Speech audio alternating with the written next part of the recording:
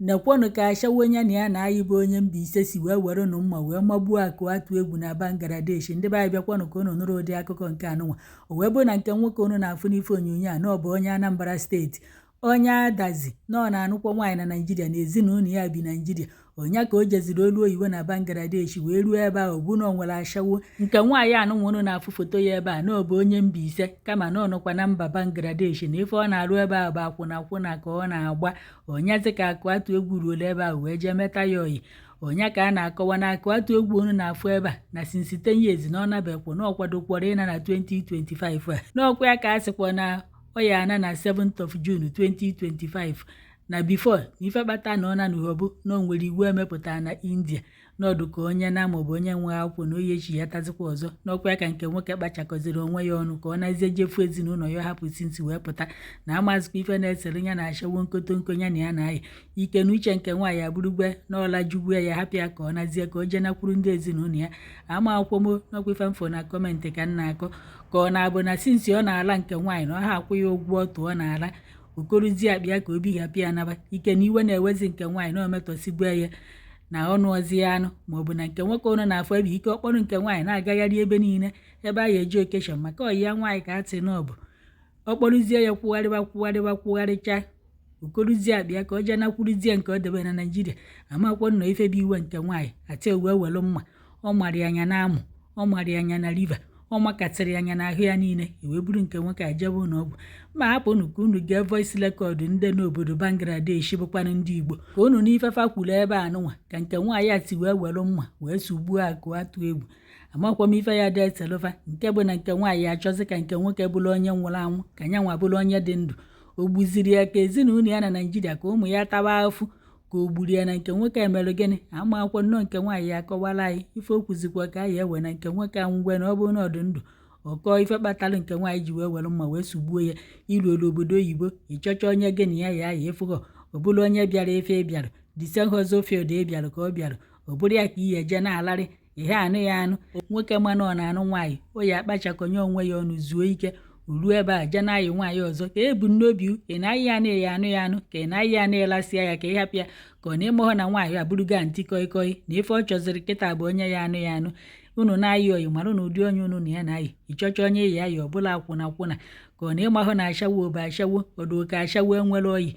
na o kwetalụghị oyi bụ na iyi anụ ya anụ na ọ bụrụ na iyi anụ ya anụ o welụkwa ọhụ ya na otu ya o ji wee bịa ịchụ ego wee na-akpakwa ego nke a gụ ụmụ ife ịkọ ya korisicha ya isi o debelụghị ọhịa na-abọwarị na-alarị ịlarịwalarịtizie ibihapụzie ka ije kpọrụzie nke nọ na Naịjirịa ka ije nụba ọdụ ka obi ya dị ya mma ọdụ ka oyi ekwe o megwe n'ife o ji wee bụla Ashowo. Kịta nya bụ nke nwaanyị ya nọ na nga nke nwoke igbugwe ya. Akuatuegwu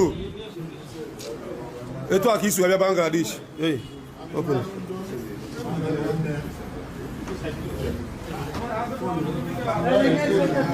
Akuatuegwu etu a ka isi wee bịa Bangladesh etu a ka isi wee bịa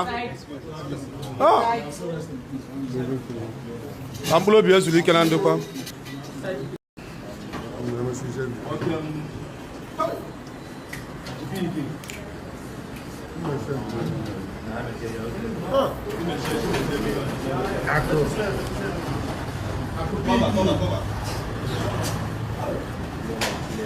What's all that? I'm with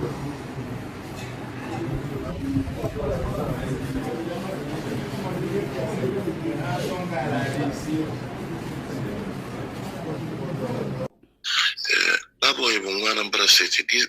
guy forget about Anambra City. On go Bangladesh almost 7 years now.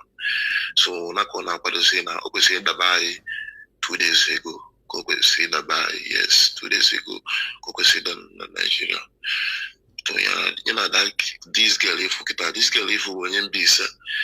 that woman if we about when Mbaise, you must say that Ashowo gonna ban oboda. So and this Ashowo now this guy this guy we male friendly, girl friendly. So no near a little misunderstanding. The girl, human, bana kitchen melon was smart boy. So Casavia swam on a river. Body boy, Jikuta blood, T-cell, Gaming surgery. I got so young one arm, swine liver. This is a surgery of the week. nwata jọọ one girl nwe Imo steeti nwa Mbaise na-agba akwụna n'obodo ya ya na ya na-ebi my best ebe na the girl were mama wo the boy ozu the guy na mortuary na onye adazie uche wana old akwụna ọkatagwana na akwụna na baya ebe obodo anọ na-agbakwa akwụna okuchie ya ọzọ na-eme fine ball okuchie ya my best ebe na abụ this week ya ebe Tuesday wala mama kasha the guy alụmụ the girl on Friday the guy nwa ọ dị check and send the labor even na highway even na highway abụlọ beriba even na street abụlọ beriba nwanna agadi na street karị this guy just go obodo abụọ onwe o jikwa ego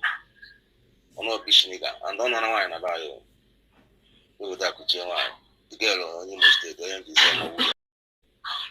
on Friday ka ọnwụ ozi ya na mọchụarị na unu anụgonu na Akuatuegwu esigokwa n'ebe o si wee pụta ụwa wee nabakwa mmụọ ndị Ashowo amanutu ube ego mewere nke m agba ka o so ya amanutu ube ego uche nke nwaanyị ya bụ na Akuatuegwu amahụ na utube ego wee were nke wee na-agba ya ka o so ọ gbachazie ya oruzie kịta ọchọ ka okoni ya bịa wee naba na nke ahụ eme na ọya nụririe onwekwa ife dị nkọ ife ya dị ese na ife na-aba anụnwa na-abụghị na aya anụ m ma ọ na aya anụ m maka na nke nwaanyị agbagotago na eji o burugokwa na ntị koi ọ chọziri onye ya anụ ike na Akuatuegwu achọghị ịnụ anụ Akuatuegwu chọrọ iji ya wee na-agbari one for the road missionary journey o tigokwa na missionary journey wee naba mmụọ ama na nke nwaanyị banyị na anọ ya nọ n'ime ụlọ nga odono ma sị na oke ofuo ya n'anya agadi nwaanyị dị ka ọ ma na ife o mee na ọ ma na ọ ya je nga ma ọ na-aya egbu ya o wee were maka amụ ife dị na amụ ife dị n'ọtụ ndị odunagoro mmụọ ka nkụ alamala na ekwokerekwala nwaanyị odunagokwa na ọtụtụ ndị mmadụ obodo afụdebe